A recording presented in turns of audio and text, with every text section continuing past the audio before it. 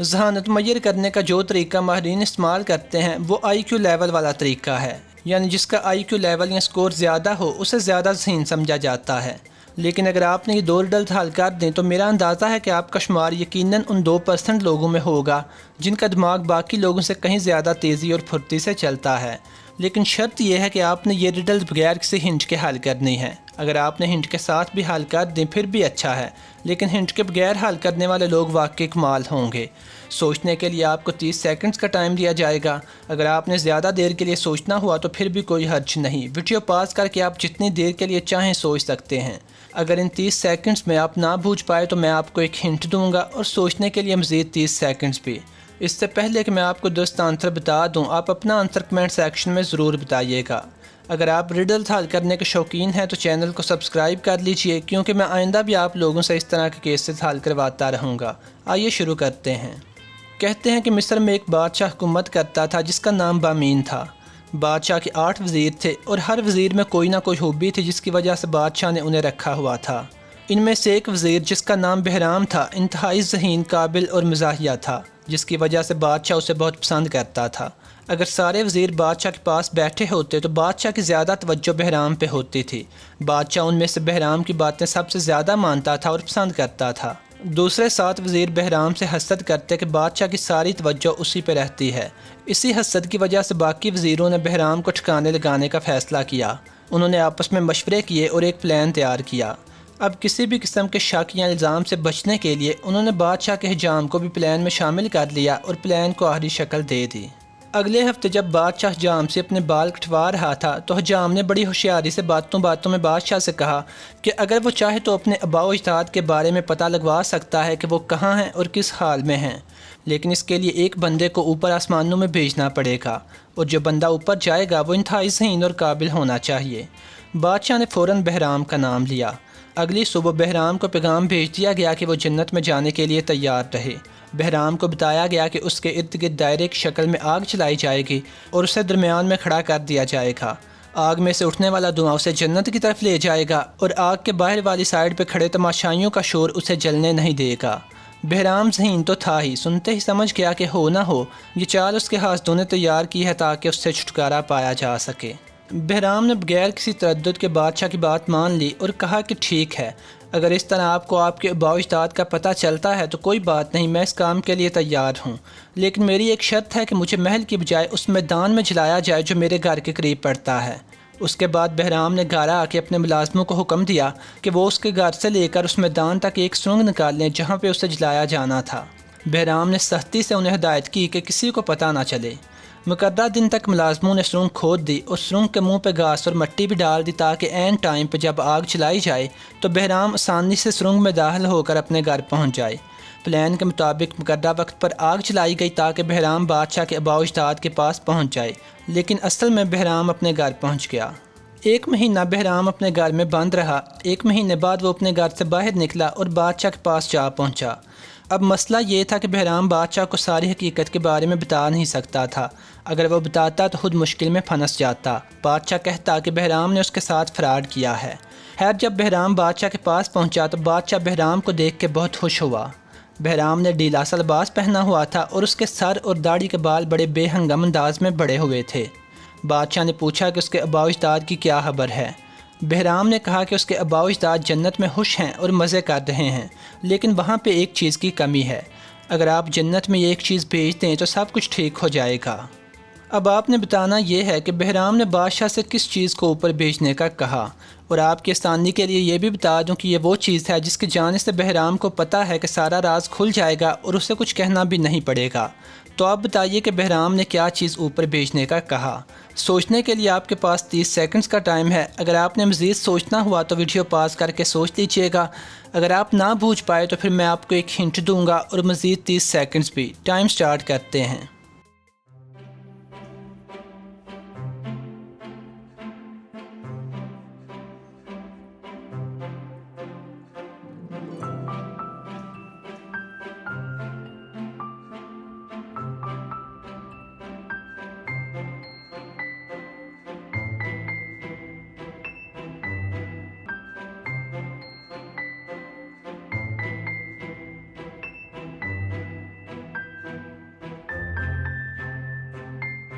اگر آپ ابھی تک نہیں بوجھ پائے تو ہنٹ یہ ہے کہ جب بادشاہ نے بہرام کو دیکھا تو بہرام کی داڑھی اور سر کے بال کافی بڑے ہوئے تھے۔ اس جملے پر غور کریں تو آپ کو جواب مل جائے گا۔ ٹائم دوبارہ سٹارٹ کرتے ہیں۔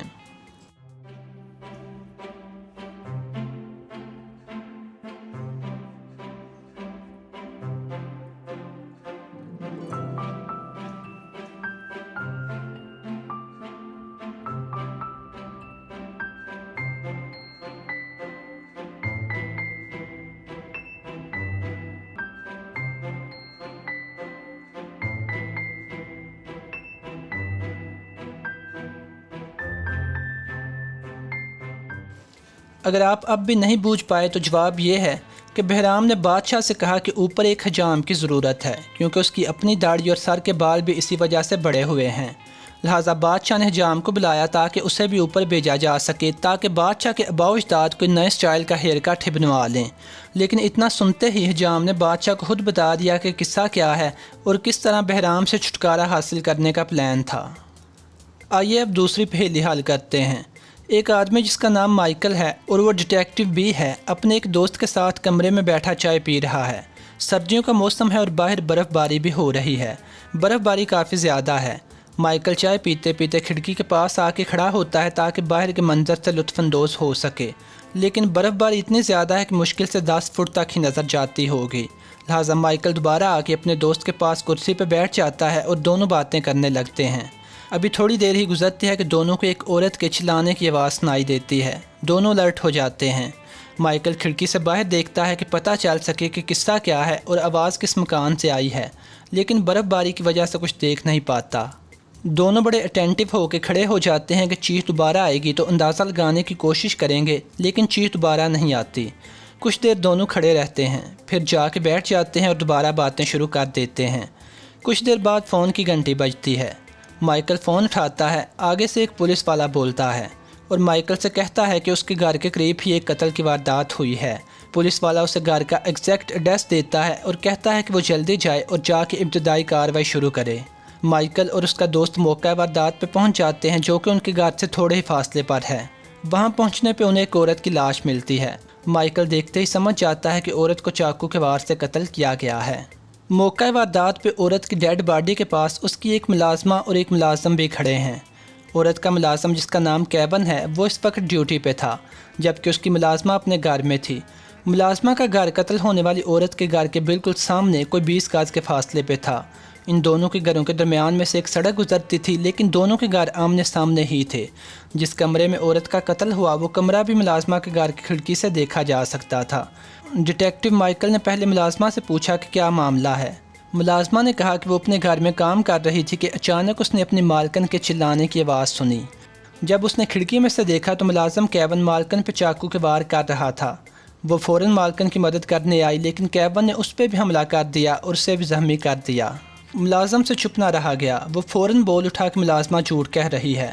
کیون نے مائیکل کو بتایا کہ وہ باغیچے میں کام کر رہا تھا کہ اچانک اس نے مالکن کی چیخ سنی۔ جب وہ کمرے میں آیا تو ملازمہ مالکن پہ چاقو سے حملہ آور تھی۔ میں نے ملازمہ سے چاقو چھینا، لیکن ملازمہ نے مجھ پہ بھی حملہ کر دیا۔ کیون نے کہا کہ مالکن کو پتہ چل گیا تھا کہ ملازمہ اس کے گھر سے مسلسل پیسے چوری کر رہی ہے اور یہ کہ مالکن پولیس کو اطلاع کرنے والی تھی، لیکن ملازمہ نے پہلے ہی مالکن کو قتل کر دیا۔ ڈیٹیکٹیو مائیکل کے دوست نے کہا کہ معاملہ بڑا الجھا ہوا ہے۔ دونوں یعنی ملازم اور ملازمہ کے فنگر پرنٹس بھی چاقو پہ مل جائیں گے، کیونکہ ایک نے چاقو دوسرے سے چھینا ہے، اس لیے فیصلہ کرنا بڑا مشکل ہے کہ کون سچا ہے۔ ڈیٹیکٹیو مائیکل نے تھوڑی دیر کے لیے سوچا اور پھر اپنے دوست سے کہا کہ وہ ملازمہ کو بازو سے پکڑ کے اپنے ساتھ لے چلے۔ یقیناً یہ جھوٹ کہہ رہی ہے اور یہ کہ مالکن کو قتل بھی اسی نے کیا ہے۔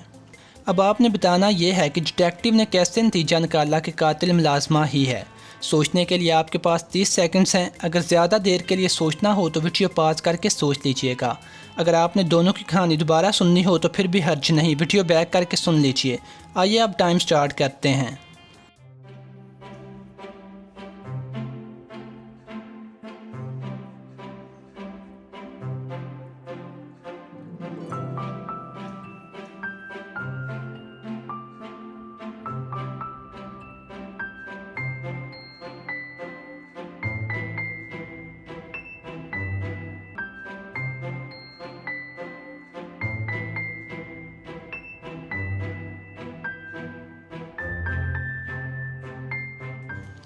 اگر آپ ابھی تک نہیں بوجھ پائے تو ہنٹ یہ ہے کہ ملازمہ اپنی مالکن کے گھر کے سامنے رہتی ہے اور دونوں کے گھر کا فاصلہ کم از کم 20 گز ہے۔ ٹائم دوبارہ سٹارٹ کرتے ہیں۔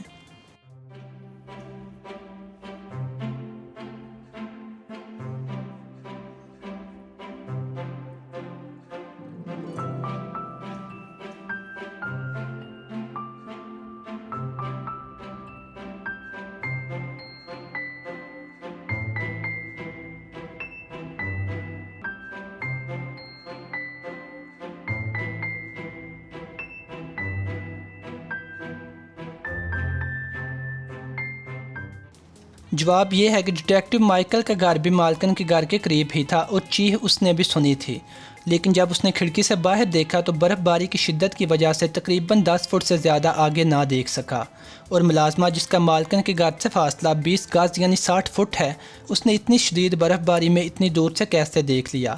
لہٰذا مائیکل کو پتہ چل گیا کہ ملازمہ نے جھوٹ بولا ہے۔ تو آپ کتنی ریڈلز حل کر پائے؟ ہنٹ کے بغیر کی یا ہنٹ کے ساتھ؟ کمنٹ سیکشن میں بتائیے گا، اور اگر آپ مزید کیسز حل کرنے کے شوقین ہیں تو چینل کو سبسکرائب کر لیجئے۔ خدا حافظ۔